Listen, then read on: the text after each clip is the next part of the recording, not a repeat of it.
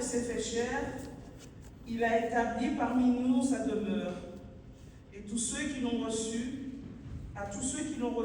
il a donné de pouvoir devenir enfants de Dieu.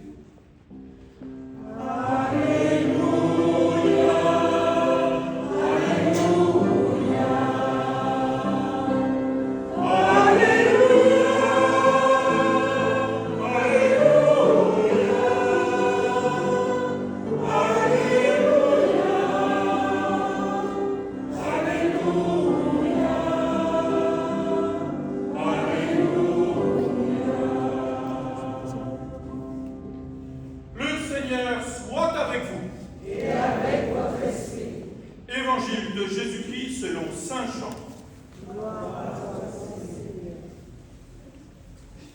En ce temps-là, voyant Jésus venir vers lui, Jean le Baptiste déclara : Voici l'agneau de Dieu qui enlève le péché du monde.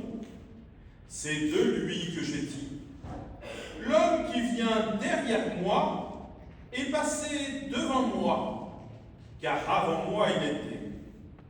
Et moi, je ne le connaissais pas. Mais si je suis venu baptiser dans l'eau, c'est pour qu'il soit manifesté à Israël. Alors Jean rendit ce témoignage. J'ai vu l'Esprit descendre du ciel comme une colombe, et il demeura sur lui. Et moi, je ne le connaissais pas. Mais celui qui m'a envoyé baptiser dans l'eau m'a dit : Celui sur qui tu verras descendre l'Esprit et y demeurer, celui-là baptisera dans l'Esprit Saint. Moi j'ai vu, et je rends témoignage, c'est lui le Fils de Dieu. Acclamons la parole de Dieu.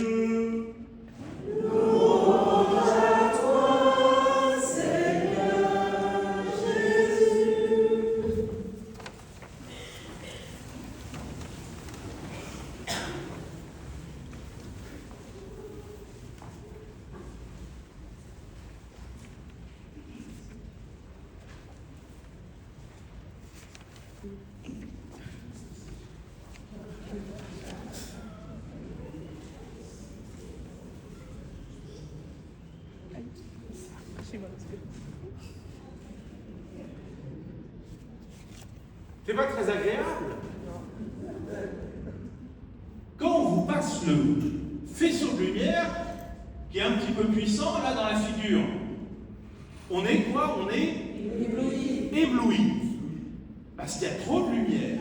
Vous voyez que nos yeux, pourtant, ont besoin de lumière pour voir, mais quand il y en a trop, mince, on ne voit plus rien. Vous voyez cette image qui nous montre que la puissance, si elle est parfois trop forte, eh bien elle nous éblouit, on ne peut plus voir, alors que si, après, je l'écarte, vous voyez, eh bien là, ça n'éblouit plus. Ça met plus de lumière. Eh bien, vous voyez, pour ceux qui reçoivent, qui se préparent à recevoir le baptême, c'est peut-être une image pour comprendre pourquoi Dieu n'apparaît pas devant nous, pour que nous puissions nous dire, ça y est, j'ai vu Dieu, je suis sûr qu'il existe. Parce qu'il est dit finalement que dans la Bible, Dieu il est tellement grand, tellement puissant, tellement extraordinaire que, alors si je vois Dieu, je vais mourir. La puissance de Dieu est beaucoup trop forte pour nous, et du coup, on ne pourrait pas le regarder en face, et on mourrait. C'est quand même pas ce que veut Dieu. Il veut qu'on ait la vie. Alors du coup, il fait un petit peu comme une sorte de cache-cache avec nous. Il y a des moments, un petit peu comme avec le conte du petit poucet, qui pour connaître son chemin, il va mettre des petits cailloux blancs qui va nous guider. Et donc le petit poucet, c'était pour rentrer chez lui. Mais nous, ces petits cailloux blancs, c'est le chemin que Jésus a posé pour que nous avancions vers Dieu. Parce qu'il sait bien qu'on a besoin d'être guidé, de connaître le chemin, sans pour autant être tout de suite ébloui par Dieu. Alors, il va nous habituer progressivement à travers ce qu'on appelle souvent des signes. Un signe, c'est un petit message de Dieu qu'il nous envoie. On me dit « Hé oh, je suis là, tu m'as pas vu, tu m'as peut-être pas encore entendu. » Mais il faut savoir que j'existe.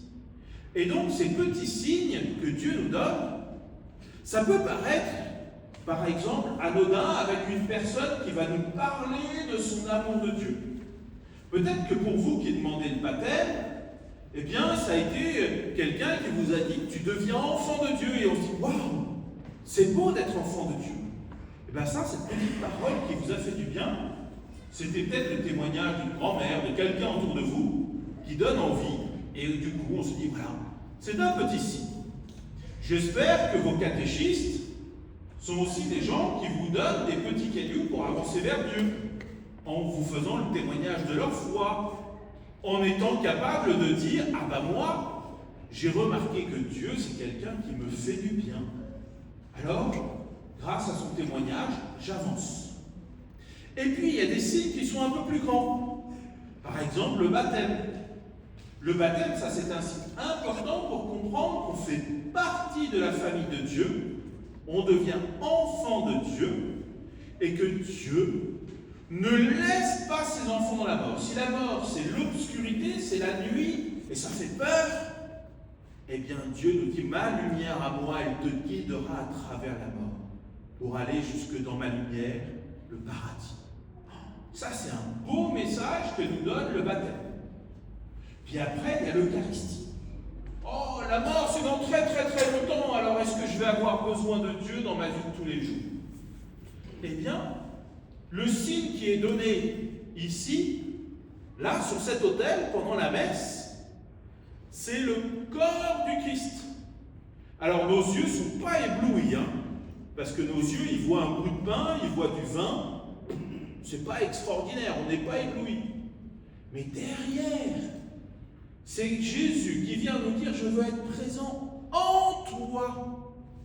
Je veux rester en toi, dans ton quotidien, chaque jour. » Alors ça, c'est un beau signe qu'il nous donne, que finalement, il ne veut pas être loin ou dans quelques années après la mort. Jésus veut être présent maintenant dans notre vie. Et puis, je pourrais parler aussi de la confirmation. Il y en a certainement parmi vous qui se préparent à recevoir le sacrement de la confirmation. Ça, c'est un signe qui nous dit que Dieu, il nous envoie dans le monde pour partager, pour être nous-mêmes des signes, des petits cailloux sur le chemin des autres. Et il nous donne envie de partager notre foi. Vous voyez, il faut apprendre à les reconnaître, ces signes. Il y en a pour qui ça va être un pèlerinage, ça va être un texte de la Bible, ça va être un certain nombre de choses, mais quand on apprend à les reconnaître, on sent qu'on est en train d'avancer pour mieux connaître Dieu et savoir qu'il est présent. Et quand je sais que Dieu est présent, là c'est un peu mon œil qui s'est habitué à sa lumière, et là je finis par le reconnaître partout, dans ma vie de tous les jours, dans plein de choses.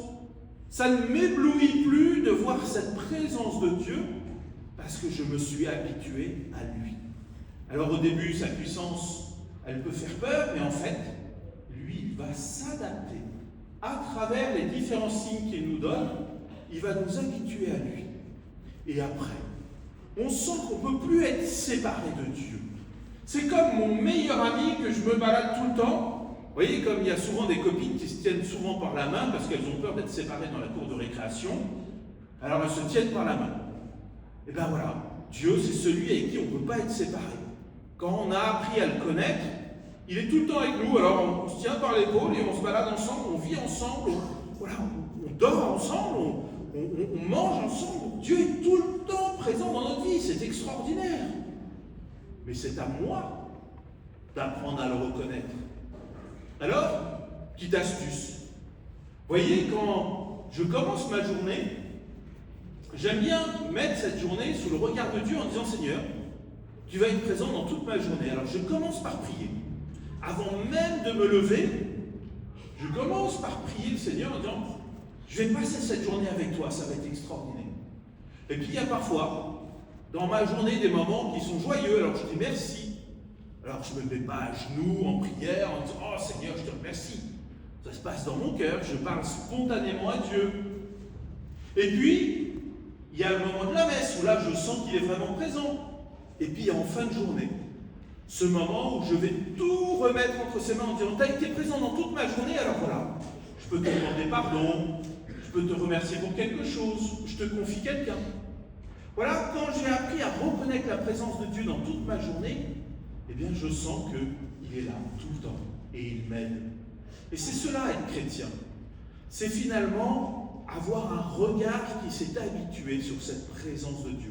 Il ne nous éblouit plus, bien au contraire, c'est à travers nous qu'il éclaire les autres. Et nous-mêmes, nous devenons après un petit caillou sur le chemin de la foi des autres.